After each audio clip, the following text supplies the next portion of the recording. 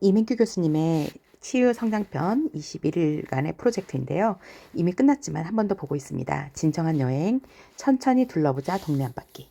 진정한 여행이란 새로운 풍경을 보는 것이 아니라 새로운 시야를 갖는 것이다. 프루스트가 말을 하였습니다.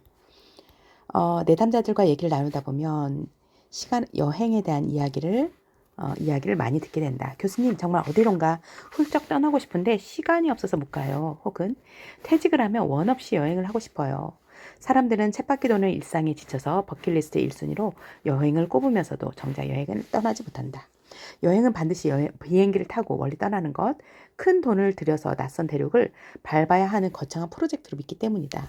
하지만 우리가 그토록 헤매는 유토피아의 어원을 살펴보면 재미있는 역사를 발견하게 된다. 유토피아는 좋은 곳이라는 뜻과 동시에 어디에도 없는 곳이라는 의미를 가지고 있다. 파랑새를 찾아온 세상을 헤매다가 결국 자신의 집 세장에서 파랑새를 발견했다는 동화처럼 우리의 행복은 너무 먼 곳에 있지 않고 먼 곳에만 찾고 있는 것은 아닐까? 뇌는 먼 곳보다는 낯선 시선을 원한다. 거리보다는 어떤 시선, 이거를 더 보게 된다. 마르셀 프루스트는 비싼 돈과 많은 시간을 들여 비행기를 타고 여행을 떠나는 것이 우리의 생각에 일침을 가한다. 진정한 여행이란 새로운 풍경을 보는 것이 아니라 새로운 시야를 갖는 것이다. 심리학적으로 볼 때 인간이 여행을 갈망하는 이유는 뇌의 해마와 관련이 깊다.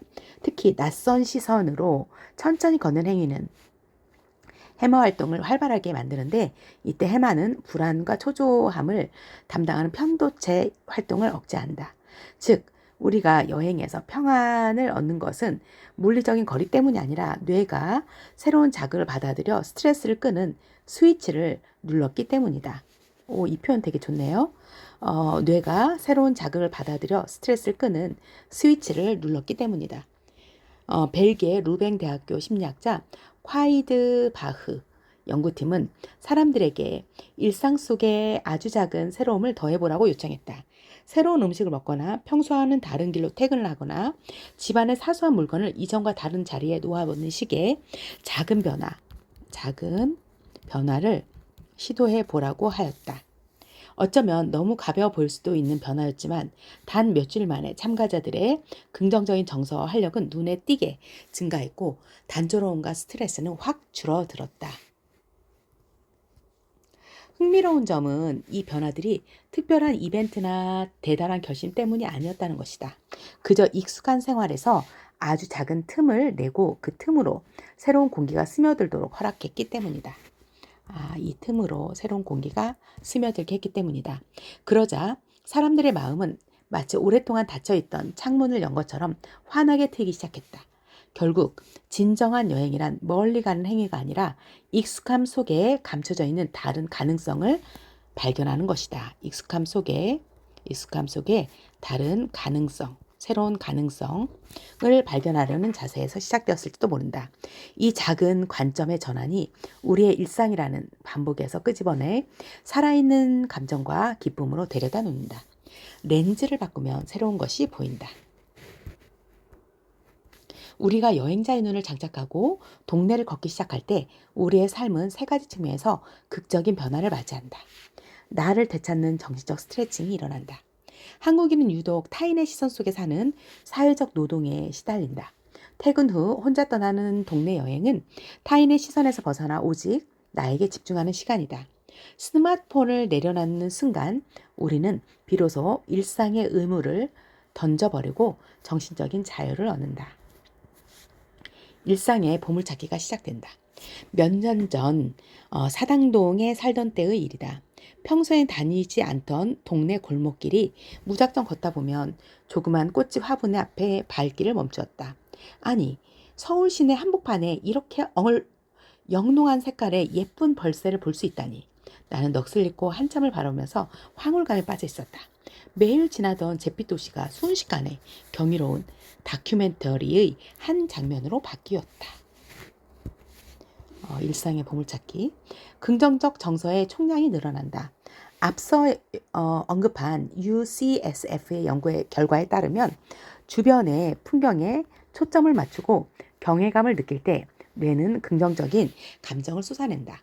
매일 보면 가로등 촌스럽다고 생각했던 미용실의 손글씨 간판조차 애정어린 시선으로 바라보면 묘한 운치와 매력으로 다가온다. 오늘 당장 떠나는 동네 한 바퀴 여행법. 먼 비행기 티켓을 탈 필요 없다. 오늘 퇴근길 또는 저녁 식사 후에 당장 실천할 수 있는 것은 실천할 수 있는 1시간 여행법을 제안해 본다. 첫째, 경로의 아주 작은 이탈을 시도하라. 매일 걷던 출퇴근길이나 산책로에 딱 한 블록만 벗어나 천천히 걸어봐라. 큰 변화가 아니어도 좋다. 살짝 벗어난 낯선 골목으로 들어가는 순간 뇌는 그곳이 여행지로 인식하기 시작한다.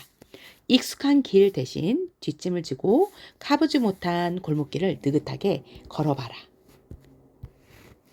둘째, 이국적인 여행자의 시선으로 바라봐라.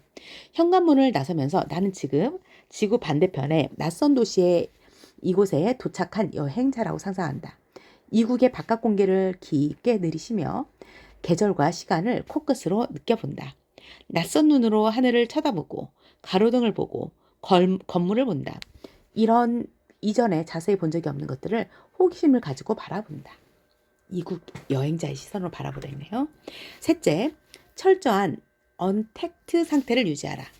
여행의 핵심은 단절이다. 단절.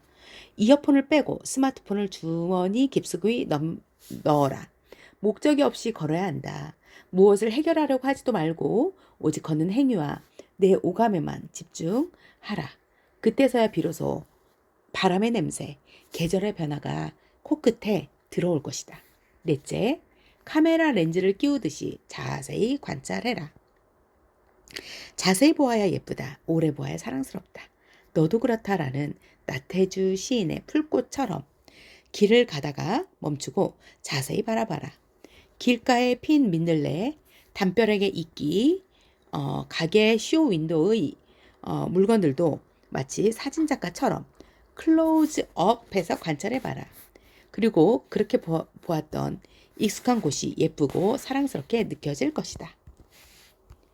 익숙한 동네가 기대한 미술관처럼 느껴지게 될 것이다.